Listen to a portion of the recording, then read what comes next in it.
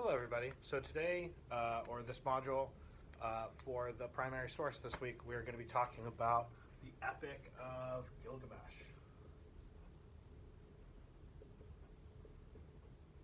And Gilgamesh is a very important figure in Mesopotamian history, especially in the city of Uruk, where he was king. And the most important thing about this epic is that it really encapsulates a lot of the themes that you're going to see across not only Mesopotamia, Southwest Asia, but also into South Asia and across into Europe.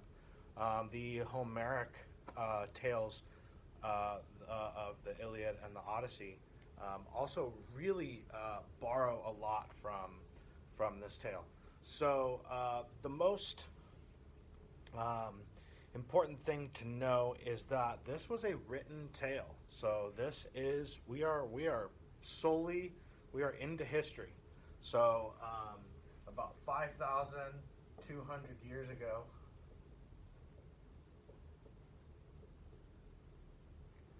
the writing form known as cuneiform was developed in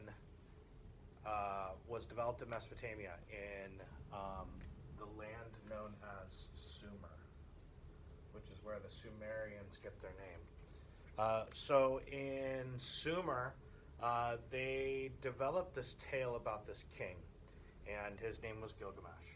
And this king was, from the parts that you read, right? He is a ruthless tyrant. And so one of the aspects that we didn't get to read was the foundations of Sumer. So, or the foundations of Uruk. So I'm going to read that to you real quick here. So he who saw the deep, the country's foundation, this is Gilgamesh, who knew was wise in all matters. Gilgamesh, who saw the deep, the country's foundation, who knew was wise in all matters. He everywhere, and learnt of everything the sum of wisdom. He saw what was secret, discovered what was hidden. He brought back a tale before the deluge, and I'll go into that in a little bit. He came, a far road was weary, found peace, and set all his labors on a tablet of stone. He built the rampart of Uruk, the sheepfold of holy Iana, the sacred storehouse. See its wall like a strand of wool, view its parapet that none could copy, take the stairway of a bygone era, draw near to Iana, seat of Ishtar, the goddess, that no later king could ever copy. Climb the Uruk's wall and walk back and forth, survey its foundations, examine the brickwork. Were its bricks not fired in an oven? Did the 7 sages not lay its foundation? A square mile is city, a square mile date grove. A square mile is a clay pit, half a square mile the temple of Ishtar. 3 square miles and a half is Uruk's expanse. So what that goes into right there is those are all the aspects of civilization. So we have the square mile of city, the square mile of date grove, right? Because agriculture is the thing that makes cities viable, as we saw in Module 1. And the half square mile for the temple, which is interesting that the temple is not as prominent in its expanse, but it also does go up, right? Because it's a ziggurat, so it's going up. So there's some kind of aspect there that's a little bit different because its total foundation, right, is probably in and about a square mile, right? Because you have the square mile of the bottom of the ziggurat, and then you have maybe a little bit less than a half than a half square mile for the top. And so this is the place where people commune with the gods. And then you have a square mile for a clay pit for pottery. So, and then we have, what else did we hear about? We heard about storehouses, and we heard about walls. So these are all of the aspects of civilization, right? So storehouses for food, clay pots for food, for transportation, walls for defense, the date grove as a symbol of agriculture. So, this is how the Epic of Gilgamesh begins. I read you the very beginnings. This is the what's normally known as the prologue to Gilgamesh, and then you all read the next probably about maybe roughly 100 lines, 150 lines of the text, because this is a poem, as you saw. So from my reading, the version that you read is a little bit more in prose, which makes it a little bit more palatable for a modern audience. So Gilgamesh, let's get into what you read. So Gilgamesh, he is both mortal and immortal, and he is technically, this shows you how the Mesopotamians think, right? So he is 2/3 mortal and 1/3 immortal, which, do not ask me how that works. That made perfect sense to the Mesopotamians. One of the reasons why they go in thirds here is because their system is based on sixes. Their counting system is based on sixes instead of fives, like our counting system is. And if you want a reference to that, that is exactly the reason why the clock is still in a 60 system. If you've ever noticed clocks, so you have 60 seconds in a minute and 60 minutes in an hour, and then you have 24 hours in a day, and all of those things equal can break down to sixes. So that's one of the reasons why this 2/3 third thing kind of makes sense to them. So let's just skate right past that because that's odd. So Gilgamesh starts his reign, right? And he is a tyrant. He is taking all the men for his armies, and he is taking all of the virgin women, and he is basically abusing his rights as king, abusing his legitimacy as king for not only conquest with men, but sexual conquest with women. And the people are unhappy about this, right? As anybody would be if they were under a tyrant. And the way that they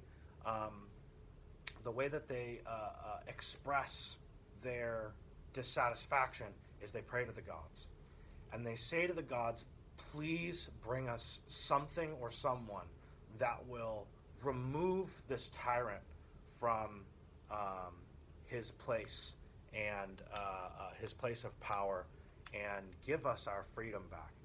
And so the people are sent Enkidu.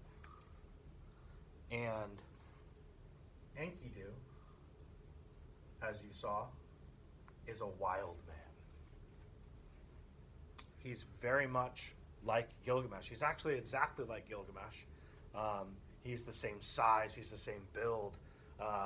He actually looks very similar to Gilgamesh, and that equality is the gods saying that we hear you, and here is your savior, Enkidu. Enkidu means gift of Enki, or gift of Enlil, who is the head god of the Mesopotamian pantheon, roughly synonymous with Zeus. He's a storm god, just like Zeus in the Greek mythology, or Jupiter in the Roman mythology. And so this Enki, or this Enkidu, he goes and he's a wild man. So he lives with the gazelles, and he lives with the animals. He runs with the gazelles. He eats grass, right? Like, he doesn't do anything that's civilized. He doesn't wear any clothes. And the for a long time, the people don't even know that he exists until a trapper, or a hunter, sometimes as he's referred to in the texts, goes out into the wilderness, and he sees Enkidu, and he knows that that this is an important person, and so he goes back to Uruk, and he gets a woman who's known as Shamhat. And Shamhat is in your text, and in a lot of texts actually, she's referred to as a prostitute. It's difficult. She's not really a prostitute. She's a priestess. She is a sacred prostitute. And so she's actually the word that they're known by is they're called harimtus.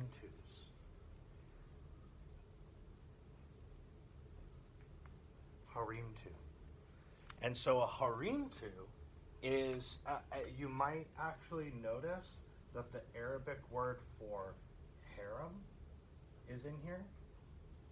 And harem means, harem is the group of women that are sexually available to the sultan in later Arabic tradition and Arabic civilization. But this word harem, which means forbidden, is a little bit different than this word harimtu. Harimtu means sacred. It does also have a signification of forbidden, but a harimtu would basically have sex with men and possibly women when they went to the temple. And this sacred sex was part of the ritual.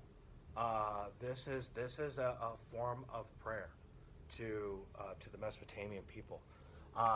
So the trapper, the hunter, he gets Shamhat and he brings her out to the wild man Enkidu, and Enkidu sees her and he's intrigued, and she bears her sex to him. Right? She undresses herself, and they have sex for 6 days and 7 nights. And after they have sex, the wildness of Enkidu is lost. This is really, really important, because what have we already seen with the tale of Gilgamesh? What is Gilgamesh doing? Gilgamesh is performing. He is assaulting the sexual rights of women and the virgin women and the men that they are attached to. And so, in violating that sexual conduct, that's bad sex, right? He is actually performing uncivilizing sex. So we have Gilgamesh, who is your civilized king, doing an uncivilized act, right? And then we have Enkidu and Shamhat. Enkidu as your uncivilized wild man, and Shamhat as the one who brings him civilization through good sex, through civilizing sex. And so in that through that act, he is then after he has sex with her, right? He goes back to the gazelles and back to the wild animals, and they run away from him because they don't want to have anything to do with him anymore. So he is now civilized, and so he goes back to Shamhat, and he's like, now I need you to show me what to do, right? Because I can't go live with my brethren anymore, who I grew up with. And so Shamhat does a few things. She feeds him bread, right? We already saw the storehouses in this. So she feeds him bread. He used to eat grass, now he eats bread, right? Civilizing bread. Then she gives him alcohol, right? He used to drink water, now he drinks alcohol. Alcohol is a civilizing drink. If anybody knows the Odyssey, Odysseus finds himself in the cave of this giant savage, right, the Cyclops. And the way that he gets out of this giant's cave is he tricks him by feeding him alcohol, by giving him a really strong liquor. And the savage Cyclops can't hold his liquor because he's not civilized. And so what we see here is, and the other thing that Shamhat does is she then clothes Enkidu. She gives him clothes. And so after that happens, Enkidu is now completely civilized, right? He eats bread, he drinks alcohol, he wears clothes, and he has good civilizing sex. So those are the four things that basically make him into a civilized person. And so the next episode, right, is that he goes back to the city with Shamhat. Enkidu goes back to the city with Shamhat. And when he gets there, he realizes that Gilgamesh is violating these virgin women. And he knows, because he's now civilized, that is not okay. And so he goes and he braces himself in the doorway of a woman who was just recently married, who Gilgamesh would then violate, right? And they wrestle because Gilgamesh won't let him pass. And so Gilgamesh and Enkidu wrestle, and in different versions of Gilgamesh, it's a stalemate. Their wrestling match, it's a stalemate, or the version that I gave you, Gilgamesh barely wins, right? He's just strong enough to overcome Enkidu, but then what does Enkidu do? Enkidu says, you, Gilgamesh, are immortal, right? Because Enkidu has a connection to the gods that Gilgamesh doesn't have, even though he's 1/3 immortal, right? And so Enkidu here performs the function of a priest, right? And Shamhat performs the function of a priestess. So these are the dichotomy, right, between the male and the female priestess, right? And this is what this dichotomy is what brings Gilgamesh out of his savage, tyrannical ways back to civilization. And so, of course, what happens is Gilgamesh and Enkidu become bros, right? They're fast friends, or I should say bros, right? And then they go on a bunch of adventures together. So let's talk about a few of those adventures, because you didn't get to read the end of the text, or the majority of the text. So they go and they destroy the ogre who rules the cedar forest. And cedar, which is the type of wood, is really, really, really important to Mesopotamian peoples, because there's even a Sargon the Second, not Sargon the First, the Great, but Sargon the Second of Akkad. Actually, there's a tablet which is still extant, which is still exists, in which one of his commanders basically sends back to Sargon, and he says, we can't get you any good wood because there's no cedar here. I've got this fir, this pine type tree, but it's no good, right? It's not as good as cedar. So when Gilgamesh and Enkidu go and destroy the ogre who was put there by the gods to protect the cedar forest, when they destroy him, they also bring in that cedar forest into the purview of the civilization of Uruk. And so, and there's some odd play there, right? Because Enkidu and Gilgamesh together are supposed to be this, right? This is the priest and the king, right? This is the philosopher king. This is the sacred royalty, which is supposed to be the pinnacle of civilization. This is supposed to be exactly where civilization is supposed to go. But in this certain circumstance, it's not. It's not good. They violate their role. And so just because, this is another thing that is a really important theme, is just because you're in the right place, just because you've done the right thing, you've performed all the right rituals, doesn't mean that you are going to take the moral stance. Doesn't mean you are going to make the moral act. And so you'll see that again throughout some of the tales in this course. And so after they go and they destroy the ogre who rules the cedar forest, who protects the cedar forest, Ishtar, the goddess Ishtar, who's actually the sacred goddess of Shamhat. Shamhat is basically a priestess of Ishtar. She goes to Gilgamesh and she says, "Well, I would like to marry you." And he says, "Well, you're a priestess. You are a sacred prostitute.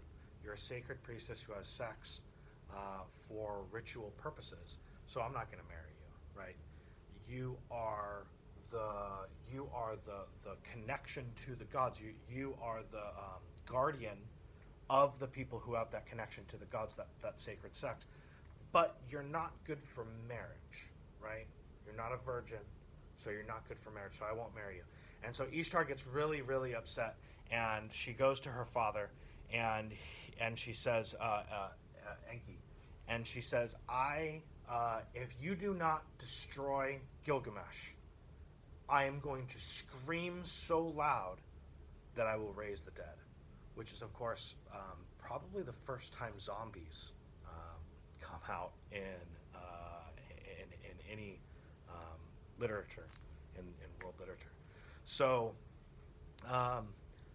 he doesn't want that to happen. So he's like, okay, fine. So he said, here, you can take the sacred bull. The sacred bull is Taurus, right? The zodiac symbol, Taurus.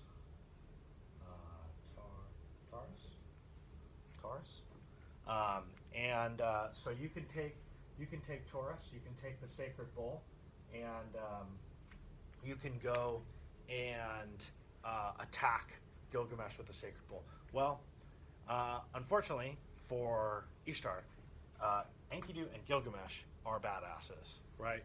And so when the sacred bull attacks and he rampages throughout Uruk, they defeat him because they're the heroes, right? These two guys together are like, having like two Supermen on the same side. And so they defeat the bull, and because they violated Enkidu and Gilgamesh have violated the gods now twice, right? By killing the ogre who was sent by the gods to protect the cedar forest, and now the sacred bull. They decide that one of them has to die. And so when they decide that Enkidu's got to die. And so Enkidu is overcome with the disease. He suffers for a long time before he finally dies. And Gilgamesh is absolutely distraught from this, because one of the things that he's been wrestling with, right, is he's only 1/3 immortal. His majority is mortal. And so he's struggling with his immortality, or his mortality, right? He doesn't have immortality and he wants it. And so he figures out that, well, there's one guy, and I'm not gonna write his name on the board because it's not totally important, but I am gonna tell you. So his name is Utanapishtim, and Utanapishtim is essentially the Mesopotamian Noah, right? So back thousands of years ago, the gods had decided that people were too evil, too sinister, and they were immoral, and so they wiped them all out with a massive flood. But one guy survived because one of the gods told him to build an ark. And so he builds an ark. He gets all of the things of civilization on it, all of the tools of civilization, all the animals that are domesticated, all the domesticated seeds, and he puts them all on an ark, and he survives the flood. And so the gods say, well, nothing mortal can survive this flood, so here's immortality. The immortality that they give him is a plant, and it's called the plant of rejuvenation.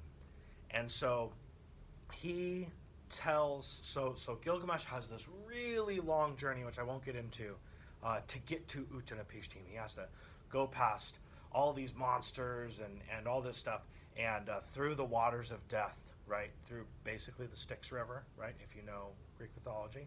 So the river, or the ocean, the body of water that separates the mortal realm from the immortal realm. And so he goes through the waters of death, Gilgamesh does, and he gets to Utanapishtim. And he says, what do I need to do to gain immortality? And Utanapishtim tells him that what he has to do is he has to, first, he has to defeat death, he has to defeat death's younger brother, sleep. And so he says, don't sleep for 7 days. You have to not sleep for a week. And of course, because Gilgamesh has just gone on this really long journey, what does he do? He falls asleep immediately. And so after falling asleep immediately, he actually sleeps for a week. And he gets up and he's like, I failed. And Utanapishtim is like, yeah, you failed. But if you want to know how to get this plant, I will tell you anyways. And so he tells him that at the bottom of this body of water, at the bottom of this ocean, is the plant of rejuvenation. And so Gilgamesh goes down to get it, to go get this plant. And he gets it, but as soon as he gets out of the water, he puts it down, and a snake comes and takes it away. And as soon as that happens, the snake loses its skin, right? Because when a snake sheds its skin, it's reborn. Which is why, if you've ever seen this symbol of the snake devouring its own tail, called an Ouroboros, that's one of the reasons why this is the symbol of eternity, right? This is basically the ancient form of this, right? So this is the symbol of eternity, and the snake basically has this ability to rejuvenate itself. And so, but Gilgamesh is distraught because he's lost the plant and it's all gone, and he has no way of ever gaining immortality. And so he goes back and he's really sad, and he realizes his own mortality, and he realizes that Enkidu is never going to come back. But with that, he has a new resolve, right? And his new resolve is he needs to be the best king that he can be. And so as we started with this tyrant who was doing savage and uncivilized things, overstepping his power, overstepping his legitimacy, he now comes back, and this tale of the Epic of Gilgamesh ends the exact same way that it begins. And so let me read it to you. O Urshanabi, Urshanabi is the ferryman, like Charon in Greek mythology, who takes you from the bodies. It takes you over the waters of death. It says, "O Urshanabi, climb Uruk's wall and walk back and forth. Survey its foundations. Examine the brickwork. Were its bricks not fired in an oven? Did the 7 sages not lay its foundations? A square mile is city, a square mile Daygrove, a square mile is a clay pit. A half square mile is the temple of Ishtar. 3 square miles and a half is Uruk's expanse." So, this new resolve, right? This new legitimacy overcomes Gilgamesh, and now he is the king that he should have always been. And he's no longer a tyrant. Now he's a great king. And this tale of the Epic of Gilgamesh is the reason why he can